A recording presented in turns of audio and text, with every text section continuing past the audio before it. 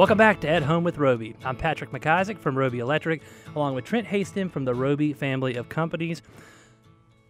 We are your hosts. Trent. We are still your hosts. We are. Here for segment 2. We made it to segment 2. And we have live, well, from the high country, Mr. Will Coble. Will, welcome to the show. It's great to be here, guys. Thank you so much for having me. Pretty cold up there today. It's very mild. It's about 50 degrees and sunny and no wind blowing, and it's beautiful. I'm going to be honest with you. It's cold in Charlotte, son. So I don't know what you got cooking up there. But he's used to that mountain air. 50 degrees ain't that cold up here. That's pretty good. That's pretty good for us. Well, I tell you, I say this a lot when I go up to the mountains and visit you guys, and I get out on site with Rick Gentry and those fellas. I tell everybody, I'm like, man, why can't, sitting here in my little warm office in Charlotte or my pickup truck, I said, why can't they get something done up in the mountains? And then you go up there, and it's the coldest I've ever felt on some of our job sites with the wind blowing and out there messing with wood and using your hands. So we thank y'all for what you do. I know you don't do any work up there, but for the guys that do work up there. I show up there on a job site every now and then. I'll make my face known. Okay, that happens.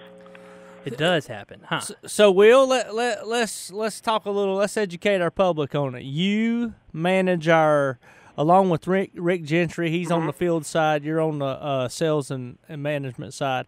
Y'all manage our Boone office. Is that correct? That is absolutely correct. Yeah, Rick is definitely our guy in the field, kind of running the show out there. He is the brains behind the madness. He couldn't join us today, obviously, because he is on the top of Linville Ridge at the moment, helping put together a pretty swanky, pretty awesome pavilion is what we're calling it. So he's definitely out there grinding and working hard at it.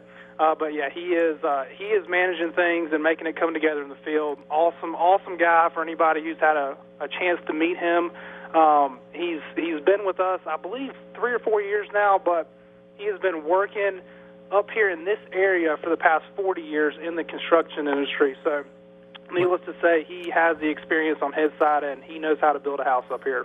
So we'll post a link to you two guys since y'all have radio faces, you Will Coble and Rick Gentry. I was about to say, I think you meet Rick Gentry. That guy was born to build in the mountains. But I'm telling you, I tell everybody, he's the brawny man. He is. He is. He's good looking. He's strapping. He's big, and he will take a 2x4 up against your head. No, but he can build, and he can build on rock. To talk a little bit about his 40 years, I think he helped start the construction arm some 30, 40 years ago in Linville Ridge when they were developing that community. Mm-hmm. And then for some years he worked at one of the custom lumber yards up there that we now do a lot of business with, was an outside sales guy.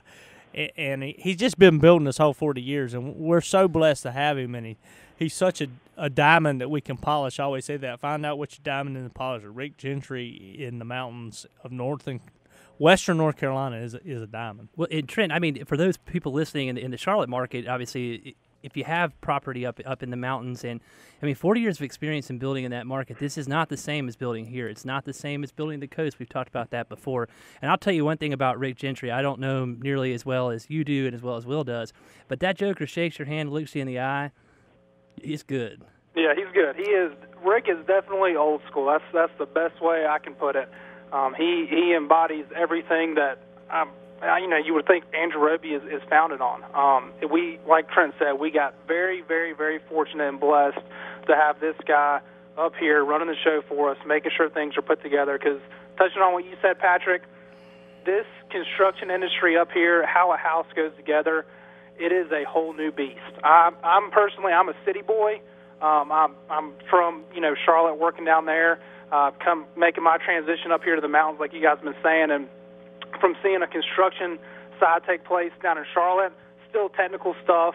It's cool watching a project come together down there. But when I came up here and started putting my eyes on some of these projects and how they were getting started from the foundation and having to blast through rock and having to remove 5-ton boulders and set them to the side, I mean, it is a complex process. And to have someone like Rick, who's done it a million times over, I mean, we could not be more fortunate. Now you say you're a city boy, but you hail from Appalachian State. You're a mountaineer. True. So I got about 4 years of mountain in me.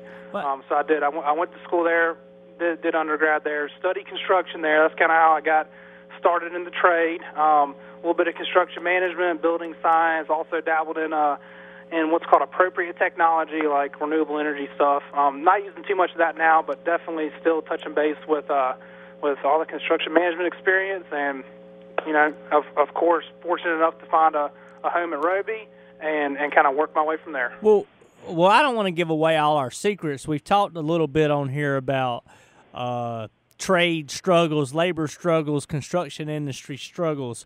And, I'm joking about not giving away our secrets because I don't think anybody has a secret because it's an open market and you just got to work harder and find better people, which we try to do.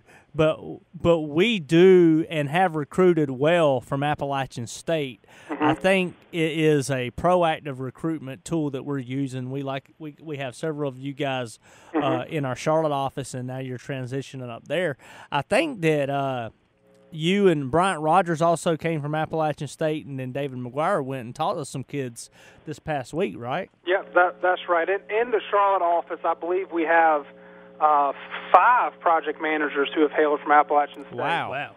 So it's a huge resource for us, and you're exactly right. Me and Bryant Rogers and Dave McGuire, we've been getting more involved in the construction side of things with Appalachian State and going to the Student Building Association meetings and going to career fairs up here, and we've really had a great chance to sit down and meet all the new talent that's coming up.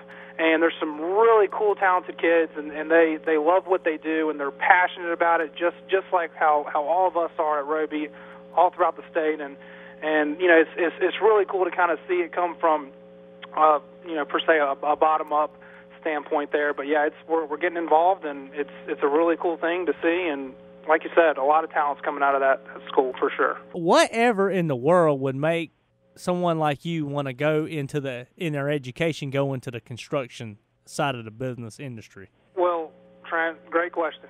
Great question. I would definitely say coming out of high school into college, that was not on my mind at all. But kind of getting involved with Appalachian State in my first year up there, you really get to see the cool building side of that campus come together.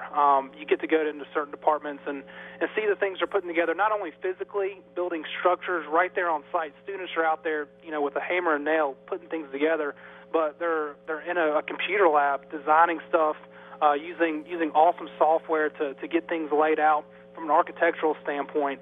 And just the whole process of putting together not just a house, but a custom home that someone can live in and enjoy and has all these intricate details that you're never going to see again. I mean, that is something that is so awesome. And there's not a lot of areas in life really where you can apply all of that in one position. It's one thing to go to an office and sit in a cubicle day by day, but that is not at all what we do. And it's been a great experience for me to come here and really be able to, fulfill everything that I wanted to reach out for in college, and it's been awesome. No letdowns, no disappointments whatsoever along the way. Wouldn't change a thing about it. I'll tell you what, Will, if we could take that last minute dissertation that you just gave, package it up, and put it on a commercial and mass market it across the United States, yeah. Our industry wouldn't be in the problem that we wouldn't be in the situation we're in right now. Because I think the things that you said, you talk about how much fun you have and how it's cool. You don't like a cubicle setting. You went to college. You get to play on computers. I mean, this is exactly what young people need to hear to encourage them to get into this industry. That is so true. There is, like you said, there's almost a trades deficit as far as skilled labor out there. Now, granted, I'm not out there, trimming out houses and framing up walls. I'm more on a behind-the-scenes type basis, but we are in a great need for that type of skilled labor, someone that, works hard, they've studied in it, they know how it goes together the right way so things aren't messing up. We need people in this industry that can go out there, that are go-getters, that'll work their butt off, and they'll make it happen, and they know how to do it. That's something that is definitely lacking, and we see it quite often. We'll hold that thought. We're coming up on a break. You're listening to At Home with Roby. We'll be right back.